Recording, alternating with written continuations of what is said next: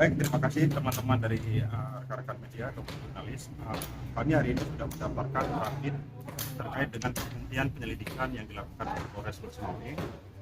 Jadi ini terkait masalah adanya diskriminasi terhadap anak yang pernah dilaporkan ke Polda Aceh karena lokus delikti dan tempus deliktinya itu ada di Aceh Utara. Akhirnya dari Polda melimpahkan perkara ini ke Polres Aceh Utara.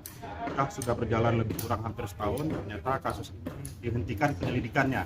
Bukan penyidikan, tapi penyelidikannya dihentikan di unit PPA Polres Lutsumawe.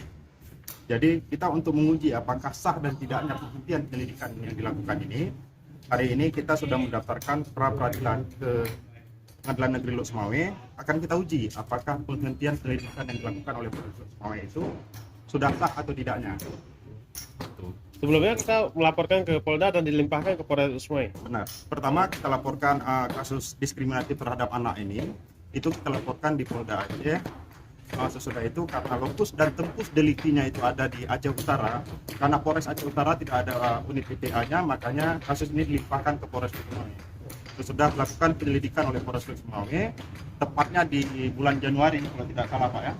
Di bulan Januari kasus penyelidikan itu dihentikan dengan alasan bahwa kasus yang dilaporkan ini bukan tindak pidana.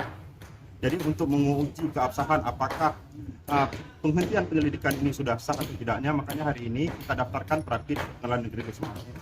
Biarkan nanti hakim yang menilai apakah penghentian tersebut itu sudah sah dan tidak. Dari amatan kita sendiri ini penghentian penyelidikan ini sendiri gimana ya?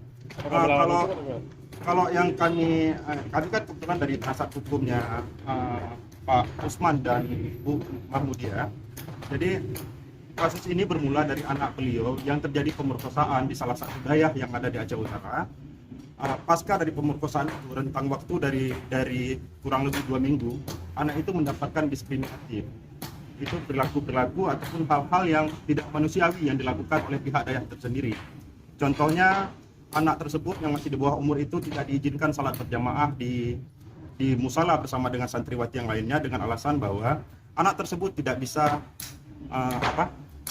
tidak bersih badannya dan tidak bisa bersuci karena alasan sudah kotor. Ada hal lain lagi, tidak diizinkan istilahnya makan maulid bersama dengan santriwati yang lain. Bahkan di saat orang tua mempertanyakan perihal kasus pemerkosaan, anak tersebut dikeluarkan dari pesantren dengan alasan bahwa anak tersebut tidak terdaftar di sekolah tersebut. Karena di dalam daerah tersebut itu sendiri, dia berbentuk yayasan, di dalamnya ada pesantrennya, juga ada sekolah umum, yaitu ada SMP swasta Uswatun Hasanah. Dari pengadilan sendiri gimana nanti ya? Kapan akan dimulai? Kalau untuk jadwalnya belum, jadi kebetulan juga kita hari ini sudah mendapatkan registrasi nomor perkaranya. Nomor perkara kita itu di nomor 1/Fitra/2023/BN Banda Aceh, jenis perkara sah dan tidaknya penghentian penyelidikan. Nanti terkait dengan jadwal sidangnya kami mungkin akan menunggu selaku kuasa hukum daripada keluarga. Terkait dengan jadwalnya biasanya nanti pengadilan sendiri yang akan menentukan kapan. Selaku kuasa hukum sendiri, kita bagaimana menanggapi kondisi yang dihentikan oleh polisi? Kami berharap sih, karena ini kan celah hukum yang diberikan oleh undang-undang. Di saat adanya penghentian penyelidikan ataupun penyidikan, itu ranah hukum yang bisa dilakukan adalah mengujinya ke pengadilan. Biarkan nanti pengadilan yang akan menyidangkan perkara ini apakah penghentian dari penyelidikan ini sah dan tidaknya. Kalau kami selaku kuasa hukum berharap kasus ini bisa bermuara ke pengadilan. Biarkan nanti pengadilan yang menyatakan apakah ada dan tidaknya pidana, begitu juga salah dan tidaknya daerah yang telah melakukan diskriminatif terhadap anak.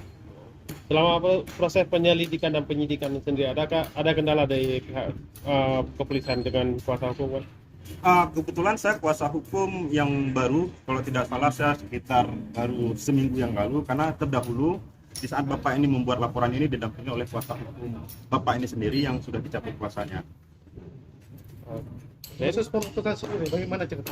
Kalau terkait dengan permasalahan pemerkosaan itu memang sudah ada putusan, dan putusan tersebut juga sudah inkrah dan pelakunya telah dihukum lebih kurang 3 tahun penjara, nyatakan bersalah.